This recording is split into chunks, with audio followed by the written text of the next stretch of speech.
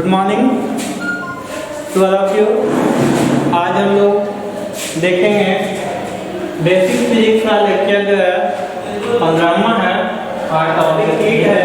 ये last lecture है thermodynamics का न्यूमेरिकल पार्ट है, ठीक है। तो चलिए देखते हैं बोर्ड के सामने एक क्वेश्चन लिखा हुआ आपका। If at 50 degree centigrade 25 centimetre of mercury pressure, ठीक है, यानी कि टेम्परेचर कितना दिया हुआ नोट करते जाएंगे। 50 degree centigrade 25 centimetre of mercury pressure, यानी प्रेशर कितना दिया हुआ है 25 centimetre. A definite mass of a gas is compressed slowly. मास कोई गैस है, गैस का मास है, उसको कंप्रेस किया जाता है यानी दबाया जाता है स्लोली, धीरे धीरे। Then what will be the final pressure and temperature of the gas? यानी ये T1 दिया हुआ है, हमसे P2 डिमांड कर रहा है कि फाइनल प्रेशर क्या होगा और टेम्परेचर क्या होगा। If the final volume is 1/4 of the initial volume, तो मान लेते हैं initial volume of the gas is let V1। देखिए यहाँ पे हमको वॉल्यूम दिया नहीं है, लेकिन एक दूसरे में यानी V1 और V2 में रिलेशन दे दिया है। क्या दिया है? If the final volume is 1/4, तो मान लेते हैं कि अगर इनिशियल वॉल्यूम मेरा V1 है तो फाइनल वॉल्यूम क्या हो जाएगा? फाइनल वॉल्यूम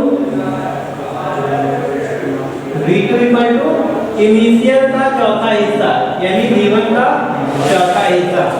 कोई दिक्कत नहीं। तो हमें डिमांड क्या किया, आपसे मांगा क्या है? What will be the final pressure.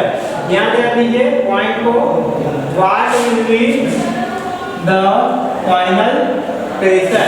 ध्यान से पकड़िए कि हमने क्वेश्चन में क्या बताना है ना। क्वेश्चन में क्या हमको बताने के लिए दिया है या क्या हमसे मांग रहा है, ठीक है। तो हमसे मांग रहा है फाइनल प्रेशर। तो चलिए हम रिलेशन यूज करते हैं। हम लोग जानते हैं P1 V1 बराबर P2 V2, ठीक है। देखिए यहाँ पे जो है मेरा वॉल्यूम चेंज कर रहा है, प्रेशर चेंज कर रहा है। तो ये जो मेरा होल सिस्टम आइसोथर्मल सिस्टम का कंडीशन है, इसीलिए हम यहाँ पे ये रिलेशन यूज करेंगे P1 V1 equal to P2 V2। तो चलिए आप वैल्यू पुट कर दीजिए। P1 75, चलिए P2 निकालना है तो P2 को इंडिपेंडेंट कर देते हैं, V2 के यहाँ डिवाइड कर देते हैं। That means P2 equal to P1 V1 by V2। P1 का मान 75, V1 का मान V1 0 ले लीजिए और V2 का मान V1 बाई 4। तो V1 बाई 4 करेंगे तो रेशियो के रूल के अनुसार ये 4 ऊपर चला जाएगा, कट जाएगा, यानी कि आपका P2 प्रेशर जो आ गया मल्टीप्लाई कर दीजिए 300 एटमॉस्फेरिक प्रेशर यानी कि 300 सेंटीमीटर ऑफ मर्करी। ये है आपका फाइनल एटमॉस्फेरिक प्रेशर P2। अब यहाँ पे क्या मांगा एंड टेम्परेचर है ना। तो टेम्परेचर यहाँ चूंकि आइसोथर्मल का केस है, इसलिए जो टेम्परेचर T1 होगा वही टेम्परेचर T2 भी हो जाएगा। यानी T1 मेरा 50 डिग्री सेंटीग्रेड तो T2 भी मेरा 50 डिग्री सेंटीग्रेड, ठीक है। आगे क्लियर हो गया? आगे बढ़े। चलिए देखते हैं नेक्स्ट प्रॉब्लम। चलिए देखते हैं क्वेश्चन नंबर 2। फर्स्ट क्वेश्चन देख लिए थे, है ना। The quantity of air, हवा की मात्रा at 32 degree centigrade and atmospheric pressure is compressed to its original volume, है ना। Find the final pressure. The quantity of air at 32 degree centigrade and atmospheric pressure is compressed to half its original volume. Sorry, to half its original volume, ठीक है। Ordinal volume का आधा इसमें compress किया जा रहा है। चलिए देखते हैं टेम्परेचर मेरा क्या दिया हुआ है, 32 डिग्री सेंटीग्रेड। और यहाँ पे देखिए दोनों में ड्यूरेशन दिया हुआ है, यानी कि इनिशियल वॉल्यूम V1 और जो फाइनल वॉल्यूम V2 है उसमें संबंध दे दिया। तो मान लेते हैं देख initial volume V1 and final volume V2।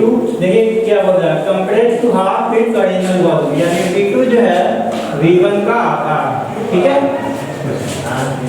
तो फाइंड दी फाइनल प्रेशर, हमसे प्रेशर का डिमांड किया है, यानी कि P2 हमें निकालना है। तो P2 निकालना तो सबसे पहले ये पकड़ेंगे कि ये कंडीशन कौन सा है ना, सडनली कंप्रेस कर रहा, यानी कि एडियाबेटिक प्रोसेस है ना। जब प्रोसेस एडियाबेटिक है तो एडियाबेटिक रिलेशन हम लोग यूज करेंगे। एडियाबेटिक रिलेशन हम लोग जानते हैं, we know that P1 V1 gamma equal to P2 V2 gamma constant, ठीक है। हमें चाहिए फाइनल प्रेशर P2, तो बस यहाँ से P2 को हम इसमें जाके डिवाइड कर देंगे, P1 V1 V2 gamma constant. P1 atmospheric pressure यानी 1 एटमॉस्फेरिक 1 दे दिया, V1 की जगह पे V1 और V2 की जगह पे V1/2, तो 2 यहाँ चला जाएगा रेशियो के रूल के अनुसार। और गामा कांस्टेंट है, तो गामा कांस्टेंट का मान देखिए क्वेश्चन में दिया हुआ, लिखना भूल गए थे है ना, गामा कांस्टेंट 1.42, यानी यहाँ पे दिया हुआ गामा कांस्टेंट 1.42। यहाँ जब पुट कर देंगे 1.42 ये कैंसिल हो जाएगा, और आफ्टर सोल्यूशन यानी 2 पे पावर 1.42 इसका सोल्यूशन हो जाएगा आंसर 2.676 एटमॉस्फेरिक प्रेशर। तो ये था आपका इस आसान सा सवाल था, कुछ जान नहीं था है ना, लेकिन सिर्फ पकड़ना है। इसमें कंप्रेस किया जा रहा सडनली अचानक से है ना, यहाँ पे प्रेशर कंप्रेस सडनली वर्ड जोड़ लीजिएगा है ना, अचानक तौर पे। तो हम बताए थे पिछले क्लास में कि जब कोई भी चीज सडनली अचानक से होता है, जैसे टायर का फटना, तो ये एडियाबेटिक प्रोसेस है। और एडियाबेटिक प्रोसेस में जो मेरा रिलेशन आता है वो ये है P1 V1 हाँ equal to P1 V1 gamma equal to P2 V2 gamma. इसमें बताया था exchange of heat between system and surroundings नहीं होता है, यानी सिस्टम और सराउंडिंग्स के बीच हीट का एक्सचेंजिंग नहीं होता है। इसमें तीनों ही चीज में वेरिएशन होता है, प्रेशर, वॉल्यूम और टेम्परेचर में, ठीक है। चलिए नेक्स्ट प्रॉब्लम देखते हैं, इसको पॉज करके वीडियो आप नोट कर लीजिएगा, और क्योंकि मेरे पास जगह नहीं है इसलिए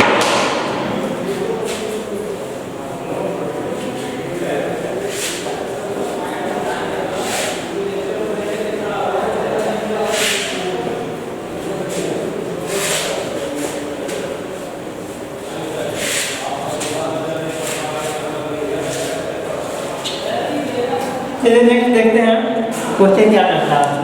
The quantity of gas has a volume of 0.14 metre cube. कोई गैस है, गैस की मात्रा जिसमें वॉल्यूम 1.14 मीटर क्यूब दिया हुआ है, प्रेशर 1.5 बार, P का मात्रा यानी प्रेशर 1.5 बार, इसको चेंज कर देंगे 0.15 और 10⁻⁶ newton metre square. Unit conversion में आपको बता चुका है, यूनिट कन्वर्ट करने के लिए। And temperature 100 degree centigrade, P1 100 degree centigrade, इसको कन्वर्ट कर देंगे 100 प्लस 373 कैलोरी।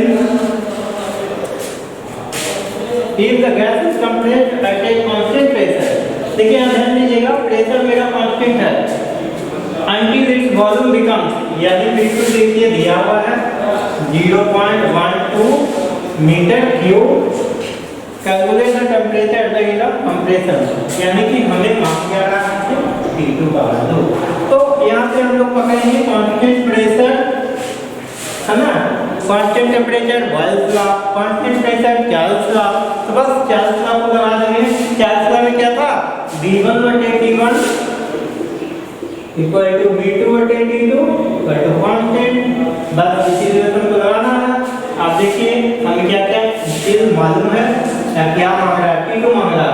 T2 देखिए यहाँ पे है, T2 यहाँ ऊपर में ले जाएंगे, यानी T2 निकालेंगे, क्रॉस मल्टीप्लिकेशन कर देंगे, तो V2 into T1 divided V1, तो आपका वैल्यू पुट कर दीजिए, T2 का मान निकल जाएगा। देखिए V2 कितना है, V2 हो गया आपका 0.12 मीटर क्यूब, T1 हो गया 373 केल्विन और G1 हो गया 0.14 मीटर क्यूब। इसको सॉल्यूशन कीजिएगा तो आपका आ जाएगा आंसर 298.4 केल्विन, 298.4 केल्विन। और जब इसमें 273 हटा दीजिएगा तो आ जाएगा डिग्री सेंटीग्रेड में, यानी कि T2 बराबर 298.4 माइनस 273 डिग्री सेंटीग्रेड। इसमें आ जाएगा 4.25.4 डिग्री सेंटीग्रेड। देखते हैं नेक्स्ट प्रॉब्लम, देखते हैं question number 4 and question number 5। अभी तक 3 क्वेश्चन हम देख चुके हैं। देखते हैं थर्ड नंबर क्वेश्चन में क्या है। A certain gas of a whale a space of 0.3 metre cube. कोई निश्चित गैस है जो कितना वॉल्यूम कॉपी करता है, ये वॉल्यूम देखिए मीटर क्यूब, तो V1 हो गया मेरा 0.3 metre cube at a pressure of 2 bar. Pressure यानी मान लेते हैं P1 है 2 बार, बताए थे कि इसको हम चेंज कर देंगे न्यूटन पर मीटर स्क्वायर में, तो 0.2 cross 10 to the power 6 newton पर मीटर स्क्वायर। इसको सीख लीजिएगा, ठीक है। बस मल्टीप्लाई किए हैं 10 टू द पावर, अगर ये ऐसा है इसको ऐसा लाना है तो क्या हम किए 2 divided 10 to the power 6, that means ये ऊपर चला जाएगा तो क्या आ जाएगा 2 cross 10 to the power 6 minus 1, 2 cross 10 to the power 5, है ना। तो 10 टू द पावर 5 से हमने इसमें मल्टीप्लाई किया, या दूसरे बात हम ये कर दीजिए कि हम 0.1 से डिवाइड किए 10 से 10 टू द पावर 6 से हम मल्टीप्लाई कर दिए, दैट मींस ये वाला कंडीशन, ठीक है। 10 टू द पावर 6 से ऊपर मल्टीप्लाई किए, और ये कैसे होगा, तो ये बार को जब हम न्यूटन पर मीटर में लगाएंगे तो इसका अलग से क्लास अलग से वीडियो दे देंगे, कमेंट बॉक्स में कमेंट कीजिएगा, ठीक है। आगे देखिए ये सॉल्व हो and temperature of 77 degree centigrade. Temperature कितना दिया हुआ 77 डिग्री, 77 273 कन्वर्ट कर दीजिए, बताइए कितना हो जाएगा 730 350 degree centigrade, sorry kelvin. And it is heated at a constant volume. देखिए वॉल्यूम कांस्टेंट तो बताया था, वॉल्यूम कांस्टेंट डेल्टा लॉ, है ना, वॉल्यूम कांस्टेंट एंड बस यहां पर कांस्टेंट वॉल्यूम देखिए, constant volume and the pressure is 7 bar, यानी P2 मेरा कितना हो रहा है 7 bar, that means 0.7 cross 10 to the power 6 newton पर metre square. Calculate temperature at the end of the process. तो हमें टेम्परेचर T2 मांग रहा है, गेल्स लॉ याद कीजिए, in this law pressure is directly proportional to temperature and P1 बटे D1 बराबर P2 बटे D2 constant। तो देखिए हमें सब चीज मालूम है और हमें टेम्परेचर चाहिए T2 निकालने के लिए प्रेशर क्रॉस मल्टीप्लिकेशन कर देंगे, तो T2 इक्वल टू हो जाएगा T1 divided T2 divided T1, सबका वैल्यू पुट कर दूंगा यहाँ पे। P1 P2 का वैल्यू कितना है, ये 0.7 क्रॉस 10⁶। P1 का वैल्यू कितना है 350 और P1 का वैल्यू है मेरा 0.2 क्रॉस 10⁶। तो देखिए तो कैंसिल हो गया, पॉइंट सिस्टम भी खत्म हो गया। 2 से इसको काट दीजिएगा तो 2 1 जा 2, 2 7 जा 40, 2 5 जा 10। तो T2 इक्वल टू आ जाएगा 7 क्रॉस 175। तो मल्टीप्लाई करेंगे तो आ जाएगा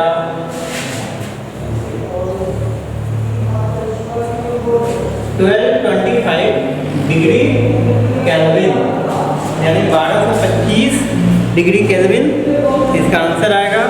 इसको डिग्री सेंटीग्रेड में बनाने के लिए इसमें माइनस कर दीजिए 273, यानी कि 1225 में 273 घटा दीजिए तो आ जाएगा डिग्री सेंटीग्रेड।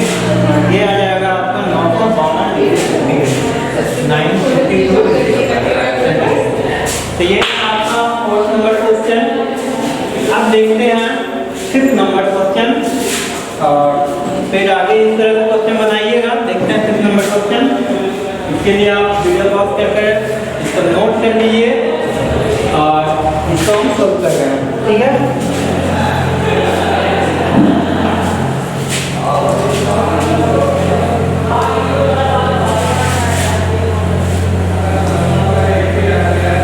चलिए देखिए, ये आसान सा क्वेश्चन है, इसमें कुछ है नहीं, बस थोड़ा सा दिमाग लगाना है। क्या कह रहा है, 0.1 metre cube of air, that means volume दिया हुआ है, बताया थे मीटर क्यूब सेंटीमीटर क्यूब में जो है वॉल्यूम होगा। प्रेशर 1.5 बार, P1 1.5 बार कन्वर्ट कर देंगे 0.15 × 10⁶ न्यूटन पर metre square. Is expanded also समझी टू कितना metre cube, that means V2 5 metre cube. ऐसा समझी बोल दिया, यानी कि टेम्परेचर कांस्टेंट है ना। तो बॉयल्स लॉ बता चुके हैं पहले वाले क्लास में। Calculate the final pressure of the gas, यानी कि P2 निकालना। बताइए कौन सा रिलेशन यूज करेंगे, बॉयल्स लॉ में क्या यूज करते हैं, P1 V1 बराबर P2। इस रिलेशन का यूज कीजिए और आपका P2 का आंसर मिल जाएगा। चलिए देखिए, P2 निकालने के लिए वॉल्यूम V2 जो है डिवाइड कर देंगे, V2 V1 divided V2 P1 0.15 × 10⁶ V1 0.1 V2 0.5। Calculate कीजिए, 0.2 ला दीजिए यहाँ से, यहाँ हो जाएगा 5 0.03 मल्टीप्लाई कर दीजिए, आपका प्रेशर आ जाएगा 0.3 बार।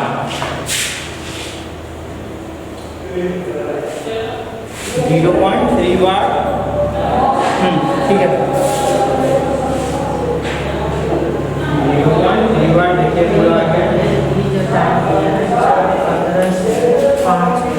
तो आगे इस तरह का वीडियो बनाइएगा और आप नेक्स्ट टॉपिक जो होगा नेक्स्ट यूनिट का हम शुरू करेंगे, क्योंकि आज जो है ये हीट चैप्टर एनालिटिकल थ्योरेटिकल पूरा मैंने खत्म कर दिया।